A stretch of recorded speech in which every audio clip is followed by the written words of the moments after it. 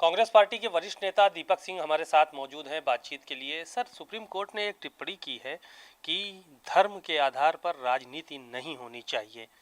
तो आप ये जो टिप्पणी हुई है इसको कैसे देखते हैं आप लोग?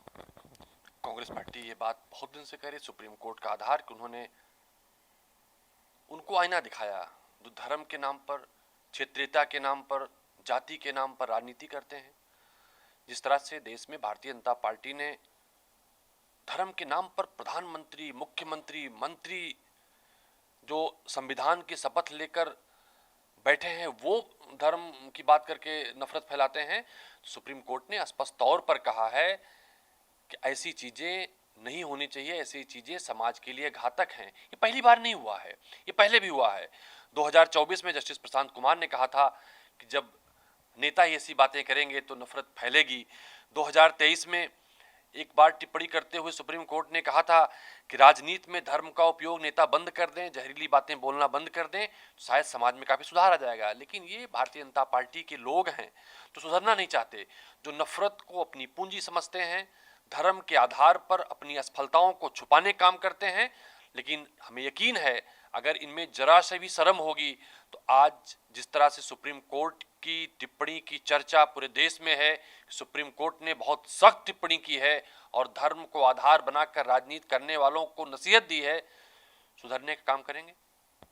13 लाख बच्चों की पढ़ाई प्रभावित हो रही है, ऐसा आरोप जो है वो स्वामी प्रसाद मौर्य ने लगाया कि जो स्कूल बंद हो रहे हैं उसको लेकर। कांग्रेस पार्टी ने इस मुद्दे को लेकर पूरे प्रदेश के जनपदों पर जिलाधिकारी के माध्यम से ज्ञापन दिए थे। प्रियंका गांधी जी ने, राहुल गांधी जी ने इस मुद्दे को उठाया और नेताओं ने उठाया, उनका आभार। लेकिन भारतीय जनता पार्टी के लिए शिक्षा महत्वपूर्ण नहीं है। भारतीय जनता पार्टी इसीलिए धर्म को बढ़ाती है कि लोग शिक्षा पर बात ना करें, स्वास्थ्य पे बात ना करें, लोग विकास पे बात ना करें। लेकिन भारतीय जनता पार्टी ने कुछ चीजें खोली भी तो हैं। लोग कहते हैं भारतीय जनता पार्टी ने मधुशाला खोली है, लोग कहते हैं भारतीय जनता पार्टी ने नफरत की दुकान खोली है, लोग कहते हैं भारतीय जनता पार्टी की सरकार ने उत्तर प्रदेश की इकाइयों को, देश की संस्थाओं को बेचने का बाकायदा धंधा कर रखा है। तो मुझे लगता है भारतीय जनता पार्टी अगर शिक्षा के उन मंदिरों को नहीं बंद करेगी, भारतीय जनता पार्टी शिक्षा के विकास को नहीं रोकेगी, तो भारतीय जनता पार्टी के फेल मॉडल का लोग अध्ययन करेंगे और भारतीय जनता पार्टी को नकार देंगे। शायद भारतीय जनता पार्टी की सरकार उत्तर प्रदेश में इसीलिए स्कूलों को बंद करने का काम कर रही है। दलित वर्ग के, पिछड़े वर्ग के लोग जब विद्यालय दूर हो जाएंगे, फीस देनी पड़ेगी, तो स्कूल नहीं जा पाएंगे। आज निर्वाचन आयोग में एक ट्रेनिंग कार्यक्रम चल रहा है। कम से कम 38 जो ज़िला निर्वाचन अधिकारी हैं, डीएम हैं, उनको आज ट्रेनिंग दी जा रही है। जो मुख्य निर्वाचन अधिकारी उत्तर प्रदेश के हैं उन्होंने कहा कि नाम हटाना या बढ़ाना किस आधार पर गाइडलाइन आती है केंद्रीय निर्वाचन आयोग की, हम लोग उस हिसाब से उत्तर प्रदेश में भी काम करेंगे। तो क्या लगता है कि आने वाले समय में चुनाव आप लोग सुरक्षित महसूस कर रहे हैं चुनाव में? क्योंकि बिहार में तो बड़ा हंगामा खड़ा किया आप लोगों ने। सीधी सीधी बात है, ये भारतीय जनता पार्टी के उस सरकार के निर्वाचन की बात हो रही है जो भारतीय जनता पार्टी एक देश में एक चुनाव की बात करती है, लेकिन एक देश में एक चुनाव की बात करने वाली भारतीय जनता पार्टी की सरकार इस देश में एक वोटर लिस्ट दे पा रही है। वही वोटर लिस्ट पंचायत के चुनाव में हो, वही वोटर लिस्ट विधानसभा के चुनाव में हो, वही वोटर लिस्ट लोकसभा के चुनाव में हो। तो मुझे लगता है भारतीय जनता पार्टी के लोग दोहरी और दोगली बात करते हैं और दोगली नीति भी अपनाते हैं।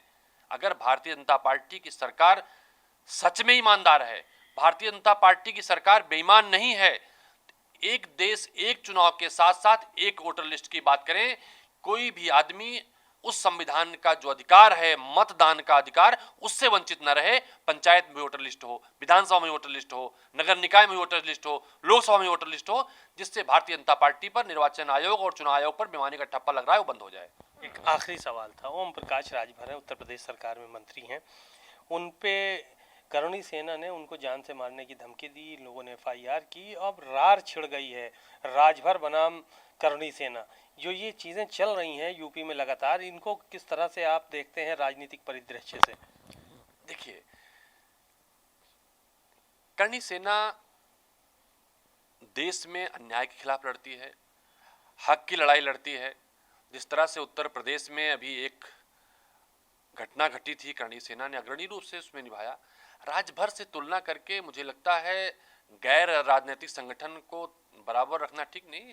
राजभर जी उनको जनता ने विधायक बनाया, उनकी पार्टी खड़ी हुई, मंत्री बन गए, लेकिन वो राजनीति में राजनेता कम जोकर ज़्यादा नजर आते हैं। तो मुझे लगता है किसी व्यक्ति से भविष्य में भी राजभर जैसे नेताओं की, यूं कहें राजभर जैसे जोकरों की तुलना मुझे ठीक नहीं लगती। बाकी जो लोग करते होंगे वो करते होंगे। राजनीति में हमेशा सिद्धांतों की, वसूलों की, मर्यादा की राजनीति रही है। अगर इसकी जिस तरह से लोगों ने मीडिया में अपने वजूद को तार तार किया, कई सारे जर्नलिस्ट याद किए जाएंगे, उस तरह से गिरती राजनीति और राजनीति में जोकर के अंदाज को अपनाने में उत्तर प्रदेश में राजभर जी याद किए जाएंगे। धन्यवाद। आपने सुना दीपक सिंह को, बहुत सारी बातें उन्होंने कही और सीधे तौर पर उन्होंने ओम प्रकाश राजभर को राजनीतिक जोकर बताया। कैमरामैन श्रवण कुमार वर्मा के साथ सीमा नकवी, भारत समाचार, लखनऊ।